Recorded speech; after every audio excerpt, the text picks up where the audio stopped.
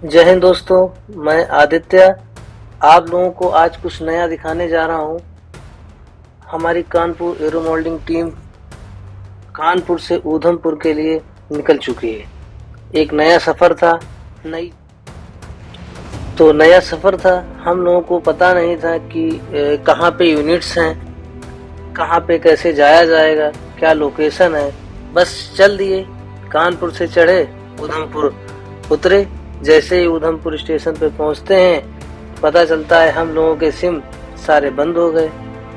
ना कोई कॉल कर सकते हैं, ना किसी से संपर्क कर सकते हैं। बहुत ही चिंता लगी हुई थी।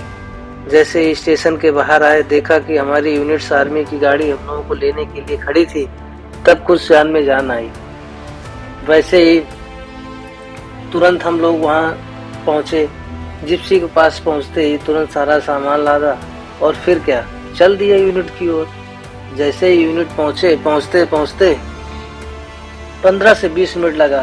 देखा कि ऊधमपुर जम्मू कश्मीर में जो स्थित है, न्यूज भी आ रही थी बार बार, ये इनकाउंटर हुआ, वो इनकाउंटर हुआ, आतंकी घुसे।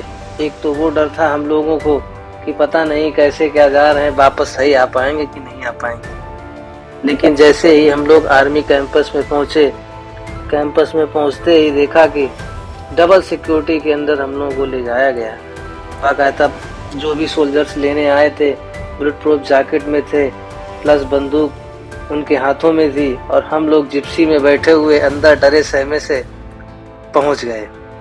जैसे ही यूनिट तक पहुंचे, पता चला कि डबल सिक्योरिटी में चेक हुआ पूरा, सारे डॉक्यूमेंट जमा हुए। सारा चेक होने के बाद हम लोग फाइनली यूनिट में पहुंच गए। ऊधमपुर स्थित जो यूनिट्स है, आर्मी की यूनिट्स, वहाँ पे 88 एनसीसी गर्ल्स कैडेट का कैंप चल रहा था। उसी कैंप में कानपुर एरो मॉडलिंग क्लब को इनवाइट किया गया कि आप लोग आइएगा, ड्रोन क्लासेस और एरो मॉडलिंग की क्लासेस आप लोगों को लेनी है। तुरंत हम लोग ने टिकट बुक की, टिकट वेटिंग थी, कंफर्म हुई, हम लोग पहुंचे। पहुंचने के बाद हम लोगों को 2 दिन का टाइम दिया गया। जिस दिन हम लोग पहुंचे थे उस दिन शाम को 1 घंटे की क्लास थी हमारी ड्रोन की, नेक्स्ट मॉर्निंग थी। पर इस ब्लॉग में हम आपको बताएंगे कि जो हमारी फर्स्ट डे की क्लास थी 4 से 5, उसमें हमने एनसीसी कैडेट्स को क्या क्या सिखाया, क्या क्या बताया, क्या क्या किया। जैसा कि आपको स्क्रीन पे दिख रहा होगा, कि एनसीसी के कैडेट्स खड़े हुए हैं और हमारी टीम उनको लेक्चर देना स्टार्ट कर दिया है। उनको बता रही है कि ड्रोन क्या है, किस लिए ड्रोन को यूज किया जाता है, आने वाले समय में ड्रोन कहाँ कहाँ यूज होंगे। और आपको दिख ही रहा होगा कि सावधान विश्राम की स्थिति में एनसीसी कैडेट्स खड़े हुए हैं। ये कोई मामूली जगह नहीं थी। ऊधमपुर जैसा एरिया, जहाँ पे आपको पता ही है कि जम्मू कश्मीर में क्या हालात हैं, वहाँ पे एनसीसी कैडेट्स बहुत ही मुश्किल से 88 कैडेट्स कैंप में आए हुए हैं। हमारे यूपी में तो 400, 450, 500 कैडेट्स की स्ट्रेंथ रहती है, लेकिन वहाँ पे माँ बाप एनसीसी कैडेट्स को आर्मी कैंपस या एनसीसी में भेजने से डरते हैं। उनको लगता है फौज में जाने से हमारा बच्चा जो है कुछ नहीं कर पाएगा, या पता नहीं वापस आएगा नहीं। लाइसेंस चाहिए होता है। लाइसेंस कौन प्रोवाइड कराता है, किसी को पता है? अगर आपको ड्रोन पायलट का लाइसेंस लेना है तो कहाँ से मिलेगा, कहाँ जाएंगे आप?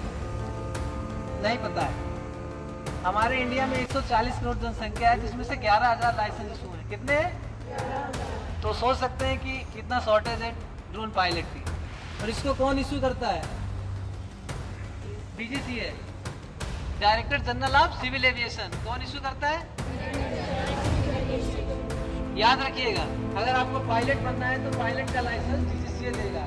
सीपीएल मतलब कमर्शियल पायलट लाइसेंस होते हैं, जो प्राइवेट जहाज उड़ाते हैं। देखा ना, इंडिगो उड़ाते हैं। एरो मॉडलिंग टीम पहुंचकर सभी एनसीसी कैडेट्स को बता रही है कि कैसे ड्रोन का लाइसेंस प्राप्त किया जाता है, ड्रोन का लाइसेंस क्यों लिया जाता है, ड्रोन के लाइसेंस का यूज कहाँ कहाँ है। और जो हमारे दिख रहा होगा कि हाथ में बुक है, वो ड्रोन पायलट हैंडबुक है। उसी बुक से डीजीसीए का एग्जाम पास किया जाता है, जो ड्रोन पायलट का एग्जाम होता है। बहुतों को अभी नहीं पता था। वहाँ पे बहुत से क्वेश्चन किए गए कि भाई ये भी बता दीजिएगा कि ड्रोन पायलट कैसे बना जाता है, ड्रोन पायलट बनने के लिए हमें क्या क्या ज़रूरतें होनी चाहिए, क्या क्या आवश्यकताएं होनी चाहिए। तो मैंने बच्चों कैडेट्स को बताया कि ड्रोन पायलट के लिए 10th पास बहुत ज़रूरी है, 18+ एज होना चाहिए और मेडिकल फिट होना चाहिए। कोई भी इंस्टीट्यूट आप ज्वाइन कर सकते हैं ड्रोन पायलट के लिए। इसमें 6 दिन का ट्रेनिंग्स होता है, जिनमें से 2 दिन तो आपकी थ्योरी क्लासेस रहती हैं और फिर इसके बाद आगे जब आते हैं तो फिर एग्ज़ाम होता है, फिर सिमुलेटर फ्लाइंग होती है, फिर इसके बाद अगर आप 5वां और 6ठा दिन होता है, फिर ग्राउंड फ्लाइंग होती है, फिर इसके बाद आपको जो है टोटली 1 वीक लगता है। लाइसेंस आने में 1 वीक में आपके मेल या ईमेल पे आपको प्राप्त हो जाता है। अगर आपके पास पासपोर्ट नहीं है तो आपको लाइसेंस 1.5 महीने लग जाएंगे आते आते। तो एनसीसी के कैडेट्स को हम लोगों ने पूरा बताया कि ड्रोन को कैसे बनाया जाता है, ड्रोन में क्या क्या सावधानियां रखनी चाहिए, ड्रोन हमारे लिए कहाँ कहाँ यूज होते हैं, आने वाले समय में ड्रोन की उपयोगिता कितनी ज़रूरी है। पूरी क्लास हम लोगों ने बहुत ही शानदार तरीके से 1 घंटे में उपयोग की। फिर उसके बाद नेक्स्ट डे के लिए तैयारी शुरू कर दी। आज के ब्लॉग में हम आपको यही बताएंगे कि जो 1 घंटे में हम लोगों ने किया वो आपको स्क्रीन पे दिख रहा होगा। आपको किसी के पास क्योंकि विदेश जाना भैया अपने इंडिया में रहना है ना, ठीक है, अच्छी बात है। तो पासपोर्ट अगर बना हुआ है तो आपको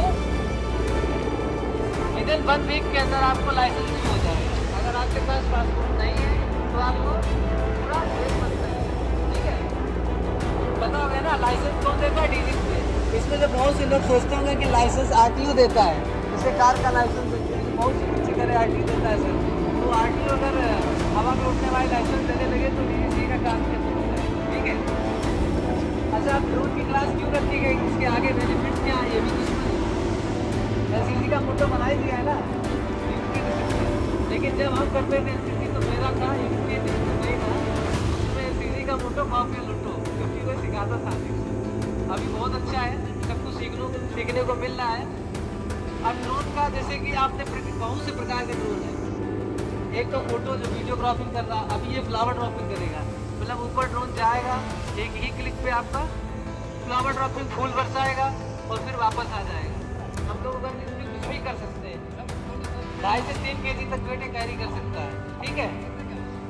ये ड्रोन खरीदा नहीं गया है, ये असेंबल किया गया है। टोटली हम लोगों ने इसको बनाया है, पूरी प्रोग्रामिंग हम ही लोगों ने की है। बहुत सी चीज़ें होती है, इसे DJI उड़ रहा है, इसको हमने खरीदा और सीधा उड़ाने लगे, लेकिन हम इसमें चाहे तो अपने हम चाहे इसको आग बुझाने वाला बना सकते हैं, जैसे फायर एक्सटेंशन, या मान लीजिए पानी वाटर टैंक लगा सकते हैं, ऊपर जाके 10 से 12 मंजिल ऊपर जाके उसमें तुरंत आग को बुझा सकते हैं, ठीक है। फिर देखा होगा आने वाला समय पिज़्ज़ा डिलीवरी भी ड्रोन से होगी।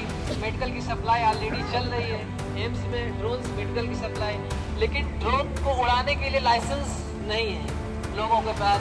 हम लोग क्या कर रहे हैं, सब टेक्निकल के क्षेत्र में बिल्कुल ध्यान नहीं दे रहे। अभी तो रूस हमला कर रहा है कहीं ईरान पे ड्रोन से, हम लोग को ड्रोन चलाना ही नहीं आ रहा है, सीखना ही नहीं है, उसके बारे में जानना ही नहीं है ड्रोन क्या है। और देखा होगा गर्ल्स में तो नमो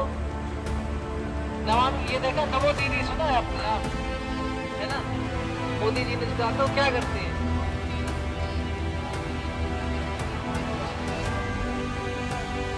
निगरानी कर सकें। और एग्रीकल्चर के क्षेत्र में दवा का छिड़काव ड्रोन से कर रहे हैं। अगर आपके पास एग्रीकल्चर का ड्रोन है और उसको आप उड़ा रहे हैं तो 800 रुपये पर एकड़, मतलब 2.5 बीघा, 800 रुपये 2.5 बीघा का छिड़काव होता है 1 एकड़। तो एक ड्रोन दिन भर में कितना करता है, 10 बीघा छिड़क देता है दवा, मतलब 8,000 पर डे। तो मंथली कितना हुआ, 2,40,000 रुपये महीना बैठे बैठे, और सारा ऑटो पायलट बोर्ड पे लेता है, ठीक है, समझ गए ना। तो पैसा कमाने के लिए दिमाग चाहिए और लीगल दिमाग है। अगर आपने ड्रोन पायलट लाइसेंस ले लिया है, आपके पास ड्रोन है, बड़ा ड्रोन है, उसके बाद आप दवा का छिड़काव कर रहे हैं तो 2,40,000 रुपये आपके कहीं नहीं गए, ठीक है। तो का छिड़काव सर्विलांस के लिए यूज कर सकते हैं, नाइट विजन रात में निगरानी के लिए उसको यूज कर रहे हैं हम लोग, मेडिकल की सप्लाई एक जगह से दूसरी जगह कर रहे हैं, ठीक है। तो DGCA का जो एग्ज़ाम है आपको पता दिया है कि 6 डे लगते हैं ना, 6 दिन टोटल। अगर आपको इसको कहीं करना है तो CSC केंद्र है बहुत, जो एकेडमिक बने हुए हैं जहाँ से आपको ड्रोन के पायलट लाइसेंस दिया जा सकता है, वहाँ से आप कर सकते हैं और लाइसेंस लेके आप गवर्नमेंट सेक्टर में आप अप्लाई कर सकते हैं। पुलिस विभाग हुआ, आर्मी हुआ, एयरफोर्स, नेवी, हर जगह ड्रोन पायलट की जरूरत है।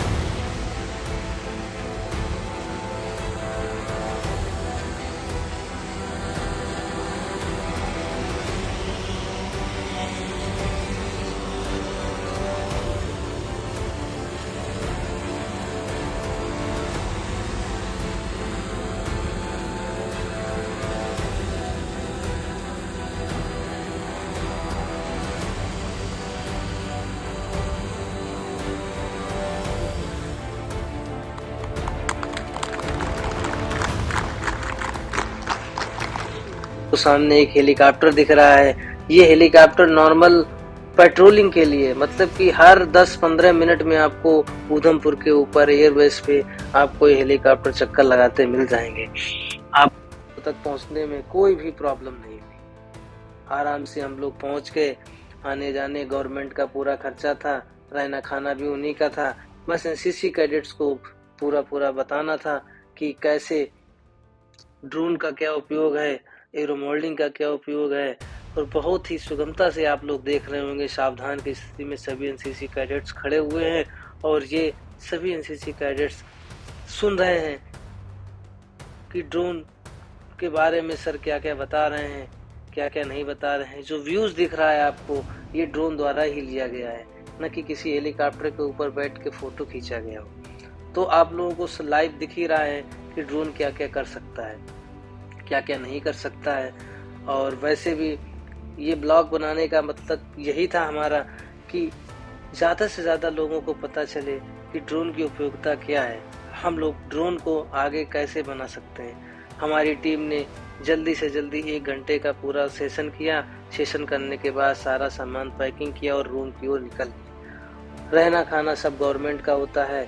इसके बाद हम लोग सुबह 6 से 8 के लिए नेक्स्ट ब्लॉग पे आपको बताते हैं कि 6 से 8 के ब्लॉग में हम लोगों ने कैसे एनसीसी कैडेट्स को ट्रेनिंग दी। आइए हम आगे ब्लॉग में ये चीज़ बताते हैं। धन्यवाद।